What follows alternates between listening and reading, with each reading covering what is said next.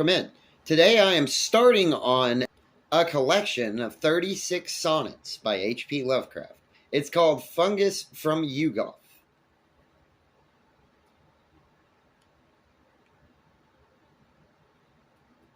One, the book. The place was dark and dusty, and half lost in tangles of old alleys near the caves, reeking of strange things brought in from the seas, and with queer curls of fog that west winds tossed. Small lozenge panes, obscured by smoke and frost, just showed the books in piles like twisted trees, rotting from floor to roof. Conjuries of crumbling elder lore at little cost. I entered, charmed, and from a cobwebbed heap took up the nearest tome and thumbed through it, trembling at curious words that seemed to keep some secret, monstrous if one only knew. Then, looking for some cellar old in craft, I could find nothing but a voice that laughed. 2. Pursuit. I held the book beneath my coat, at pains to hide the thing from sight in such a place, hurrying through the ancient harbor lanes, with often turning head and nervous pace. Dull, furtive windows and old tottering brick peered at me oddly as I hastened by, and thinking what they sheltered, I grew sick for a redeeming glimpse of clean blue sky. No one had seen me take the thing, but still, a blank laugh echoed in my whirling head, and I could guess what nighted words of ill lurked in that volume I had coveted. The way grew strange, the walls alike and maddening, and far behind me, unseen, feet were padding. 3. The key. I do not know what windings in the waste of those strange sea lanes brought me home once more, but on my porch I trembled, white with haste, to get inside and bolt the heavy door. I had the book that told the hidden way, across the void and through the space-hung screens that hold the undimensioned words at bay, and keep lost eons to their own demesness. At last, the key was mine to those vague visions of sunset spires and twilight woods that brood, dim in gulfs beyond this earth's precisions, lurking at memories of infinitude. The key was mine, but as I sat there mumbling, the attic window shook with a faint fumbling.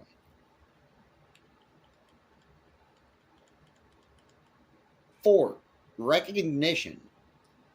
The day had come again when, as a child, I saw just once that hollow of old oaks, gray with a ground mist that enfolds and chokes the sinking shapes which madness has defiled.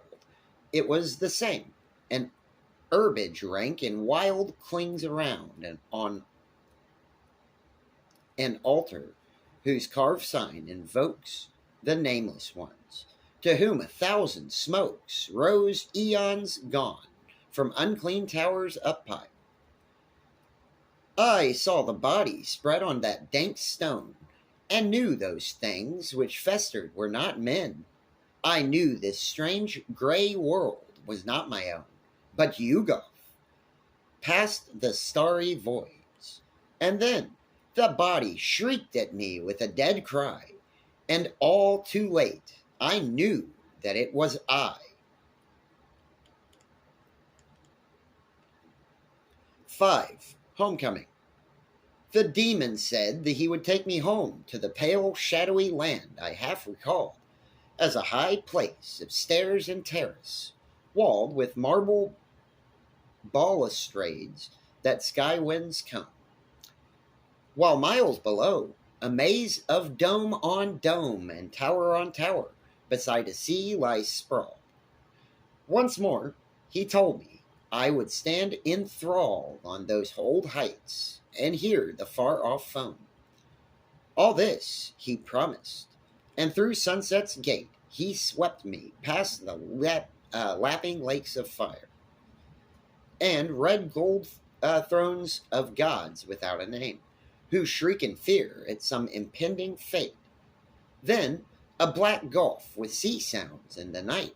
Here was your home, he mocked, when you had sight.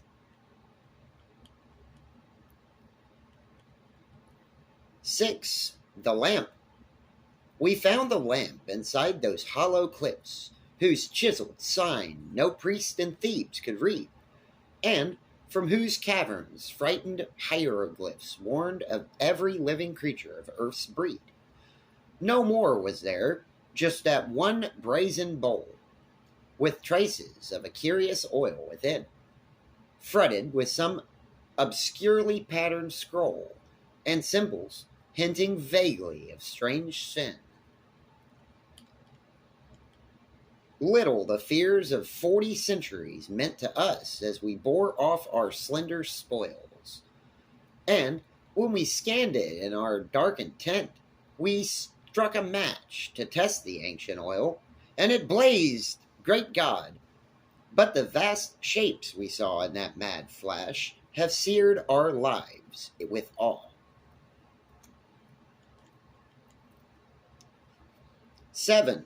The Zamon's Hill. The great hill hung close over the old town, a precipice against the main street's end, green, tall, and wooded, looking darkly down upon the steeple at the highway bend. 200 years, the whispers had been heard, about what happened on the man-shunned slopes. Tales of an oddly mangled deer or bird, or of lost boys whose kin had ceased to hope. One day, the mailman found no village there, nor were its folk or houses seen again. People came out from Aylesbury to stare, yet they all told the mailman it was plain that he was mad for saying he had spied the great hill's gluttonous eyes and jaws stretched wide.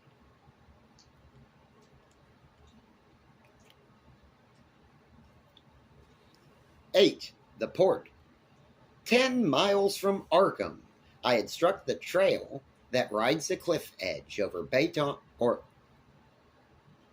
Boynton Beach, and hoped that just at sunset I could reach the crest that looked on Innsmouth in the Vale. Far out at sea was a retreating sail, white as hard years of ancient winds could bleach, but evil was some portent beyond speech, so that I did not wave my hand or hail. Sails out of Innsmouth, echoing old renown of long dead times. But now, a too swift night enclosing in, and I have reached the height whence I so often scan the distant town. The spires and roofs are there, but look, the gloom sinks on dark lanes as lightless as the town. 9. The courtyard. It was the city I had known before, the ancient leprous town where mongrel throngs chant to strange gods, and beat unhallowed gongs, in crypt beneath foul alley near the shore. The rotting, fish-eyed houses leered at me, from where they leaned, drunk and half-animate, as edging through the fifth, I passed the gate, to the black courtyard where the man would be. The dark walls closed me in, and cloud I cursed that ever I had come to such a den, when suddenly a score of windows burst into wild light and swarmed with dancing men, mad, soundless revels of dragging dead, and not a corpse had either hand or head. 10. The pigeon flyers. They took me slumming where gaunt walls of bricks bulged outward with a vicious, stored-up evil, and twisted faces, thronging foul and thick, winked messages to alien god and devil. A million fires were blazing in the streets, and from flat roofs of furtive few would fly bedraggled birds into the yawning sky, while hidden drums droned on with measured beats. I know those fires were brewing monstrous things, and that those birds of space had been outside. I guessed to what dark planets, crypts they plied, and what they brought from Thog beneath their wings. The others laughed, till struck too mute to speak by what they glimpsed in one bird's evil beak. 11. The Well. Farmer Seth Atwood was past 80 when he tried to sink that deep well by his door. With old E.B. to help him bore and bore, we laughed and hoped he'd soon be sane again. And yet, instead, young Eb went crazy too, so that they shipped him to the country farm. Seth bricked the wall mouth up as tight as glue, then hacked an artery in his gnarled left arm. After the funeral, we felt bound to get out to that well and rip that brick away. The bricks away. But all we saw were iron handholds set down a black hole, deeper than we could say. And yet we put the bricks back, for we found the hole too deep for any line to sound. 12. The Howler. They told me not to take the Briggs Hill path.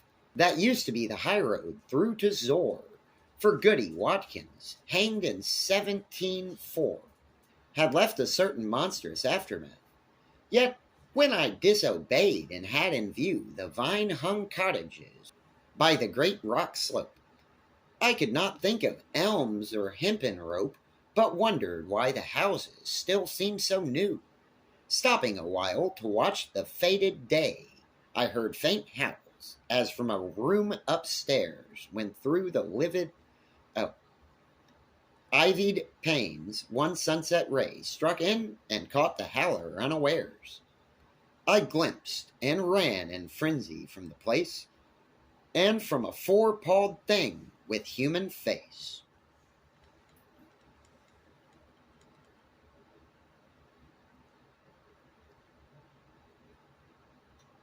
13. Hesperia. The winter sunset, flaming beyond spires and chimneys half detached from this dull sphere, opens great gates to some forgotten year of elder splendors and divine desires. Expectant wonders burn in those rich fires, adventure fraught and not untinged with fear. A row of sphinxes, where the way leads clear, toward walls and turrets quivering in far leers. It is the land where beauty's meanings flowers, where every unplaced memory has a source, where the great river time begins its course, but the vast void in starlit streams of hours, dreams bring us close, but ancient lore repeats that human's thread has never spoiled these streets. 14. Star Winds. It is a certain hour of twilight glooms, mostly in autumn, when the star winds pours down hilltop steep or streets, deserted out of doors, but showing early lamplight from snug rooms. The dead leaves rush in strange, fantastic twists, and chimney smoke whirls round with alien grace, heating geometries of outer space, while Fomalhaut peers in through southward mists. This is the hour when moonstruck poets know what fungus sprouts in Yuggoth, and what scents and tints of flowers fill Nethos' contents, such as in no poor earthly gardens blow.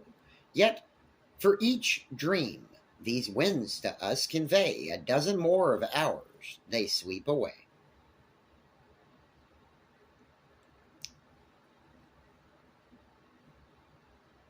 15. Antarctos. Deep in a dream, the great bird whispered queerly of the black cone amid the polar waste. pushing above the ice sheet, lone and drearily by storm crazed eons, battered and defaced. Hither no living earth shapes take their courses, and only pale auras and faint suns glow on that pitted rock, whose primal sources are guessed at dimly by the elder ones.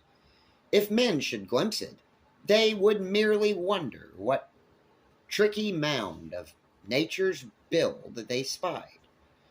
But the bird told of vasper parts that under the mile deep ice showed crouch and brood and bride. God help the dreamer whose mad vision shone those dead eyes set in crystal gulfs below. 16. The window. The house was old, and tangled wings outthrow, of which no one could ever half keep track, and in a small room, somewhat near the black, was an odd window sealed with ancient stone. There, in a dream-plagued childhood, quite alone, I used to go, where night reigned vague and black, parting the cobwebs with a curious lack of fear, and with a wonder each time grown. One later day, I brought the masons there, to find what view my dim forebears had shunned. But as they pierced the stone, a rush of air burst from the alien voids that yawned beyond. They fled, but I peered through and found unrolled all the wild worlds of which my dreams had told. 17. The memory. There were great steppes and rocky tablelands stretching half limitless in starless night, while, with alien campfires shedding feeble light on beasts with twinkling bells and shagging brands. Far to the south, the plain was sloped low and wide to a dark zigzag line of wall that lay like a huge python of some primal day, which endless time had chilled and petrified. I shivered oddly in the cold thin air, and wondered where I was and how I came, when a cloaked form against a campfire's glare rose and approached, and called me by my name. Staring at that dead face beneath the hood, I ceased to hope because I understood.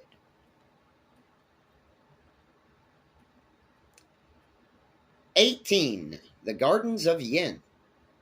Beyond a wall whose ancient masonry reached almost to the sky in moss-thick towers, there would be terraced gardens, rich with flowers and flutter with bird and butterfly and bee. There would be walks and bridges arcing over, warm lotus pools reflecting temple eaves, and cherry trees with delicate boughs and leaves against a pink sky where the herons hover. All would be there, for had not only dreams flung open the gate to that stone-lamented maze, where drowsy streams spin out their winding ways. Trailed by green vines from bending branches hung, I hurried, but when the wall rose, grim and great, I found there was no longer any gate. All right, thank you so much for watching that first part. I'll see you next time. Bye.